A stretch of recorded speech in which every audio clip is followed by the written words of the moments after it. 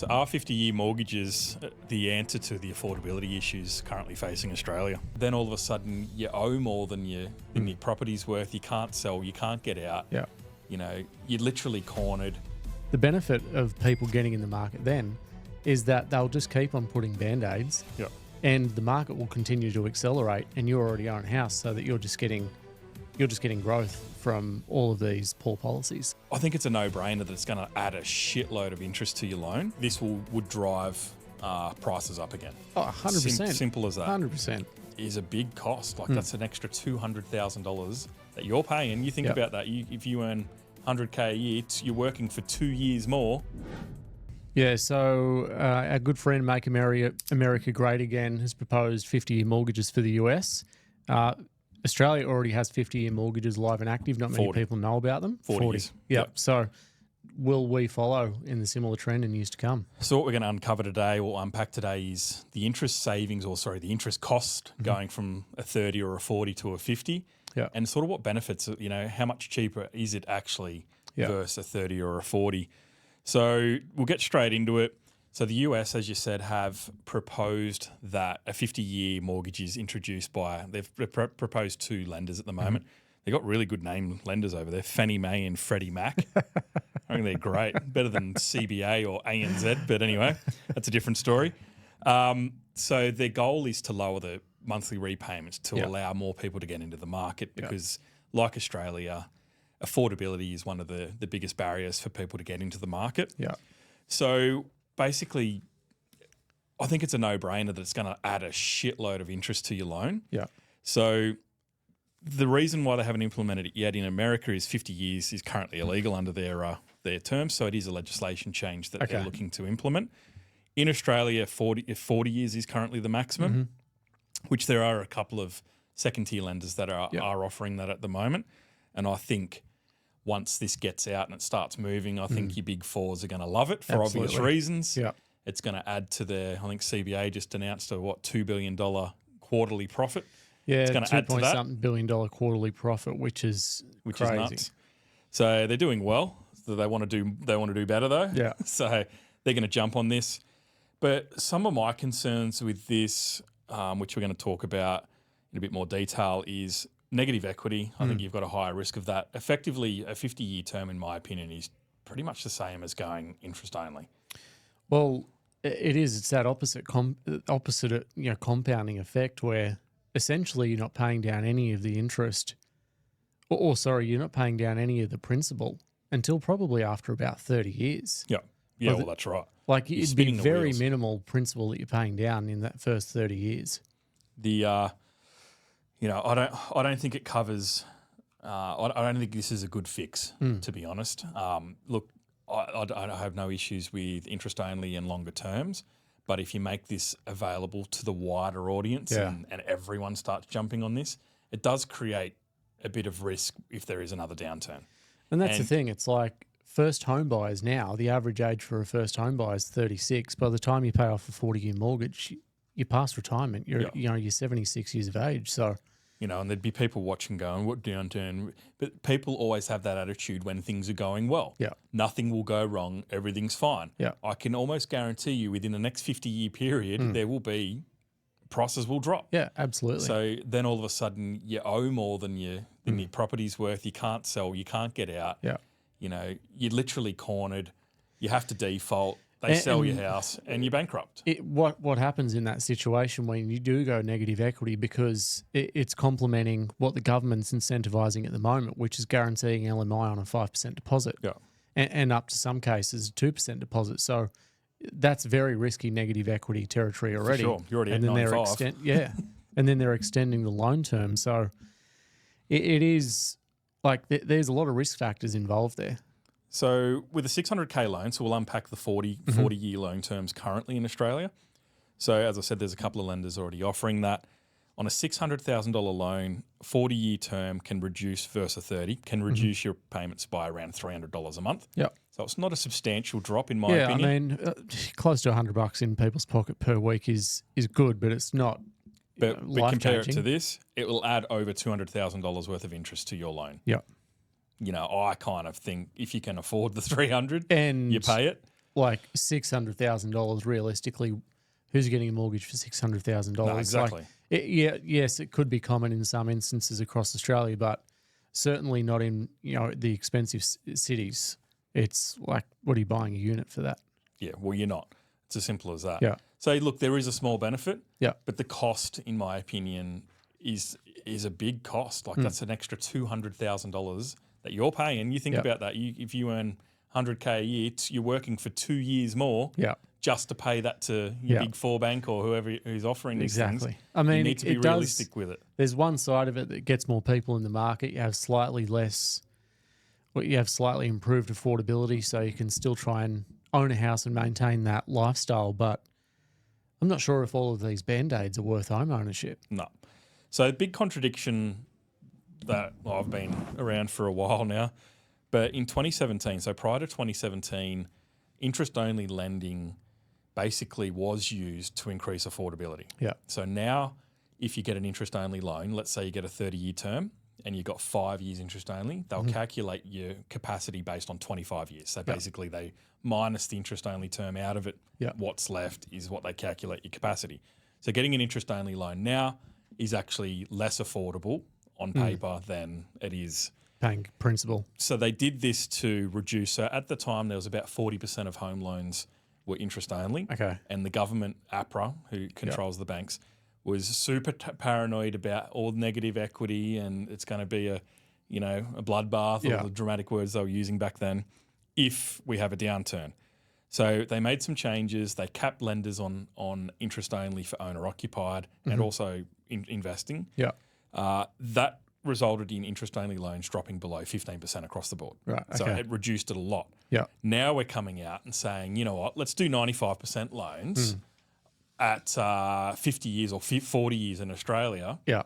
Ignore all the shit we said in 2017. Which is, I would say, interest only on a 20-year term is better than a principal and interest on a 40 or 50-year 100%. term. You know, it's almost exactly the same. But you're not paying down much principal at all. And a lot of people would wonder why, and investors would be familiar with them, but a lot of people would wonder why you would get an interest-only loan. You're just relying on the value of the property appreciating and not paying down any debt. Yep. And then obviously, hopefully you've doubled the value in that property in the 10-year period. You can sell the house for the amount that you borrowed, pay down the debt, and happy days. Happy days. It is a strategy, but it doesn't work for everyone. Yeah. You know what I mean? There is a huge percentage of Australians that will continually refinance, extend term, refinance, extend term, refinance, extend term. They do that because of affordability and they end up in a very similar situation. Yeah. But if you can accelerate the repayments and pay that off, especially on your owner occupied, as quickly as you can, you're left with a lot more. Oh, absolutely. You're paying a shitload less interest. Yeah. And at the end of the day, on an owner occupied house, interest is dead money, if you want to call it that, because it's not tax deductible. Yeah. You kind of want to pay as little as that as possible. So it makes no sense to me. Yeah. But if we look at the 50 years, obviously it's a change.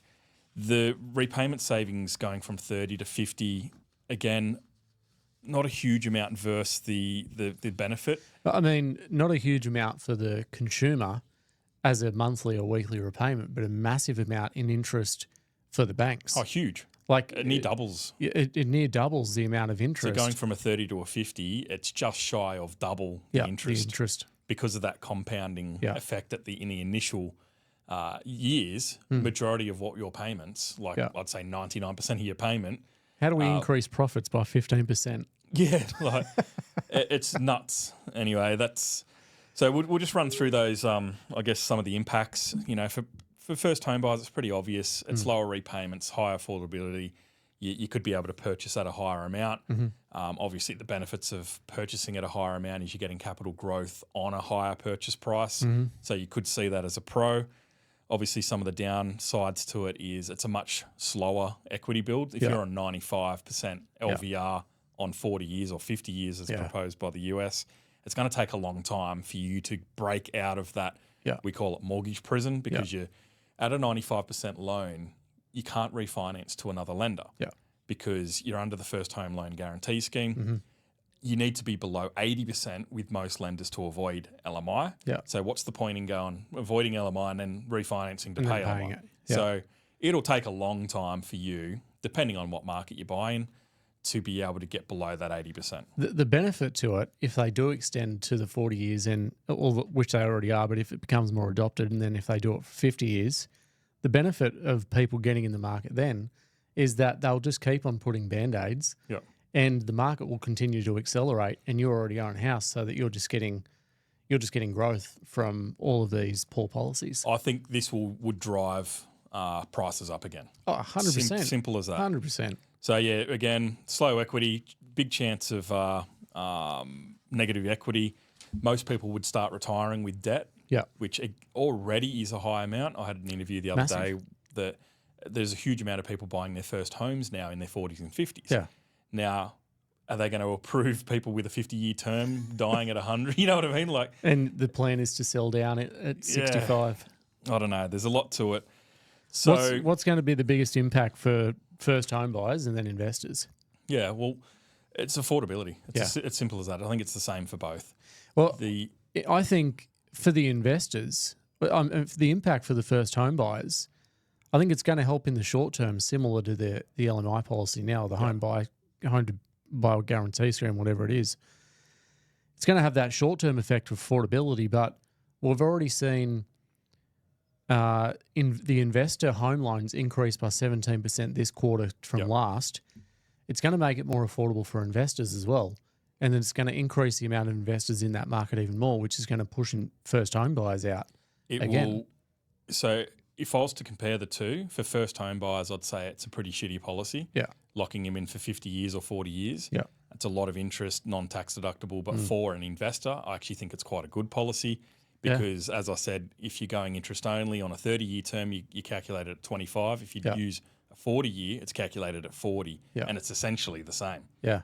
It'd be very similar repayment amount. And investors know that they're just not paying down that debt, and they know that they're going to have some sort of exit strategy to sell down the property, pay out the debt, and I think it would be remaining. adopted more by investors than it would be 100%. by first home buyers. So it's something they need to keep an eye on, and we will keep an eye on, and we'll keep everyone updated on that. But it is obviously something that's in the news at the moment. Affordability.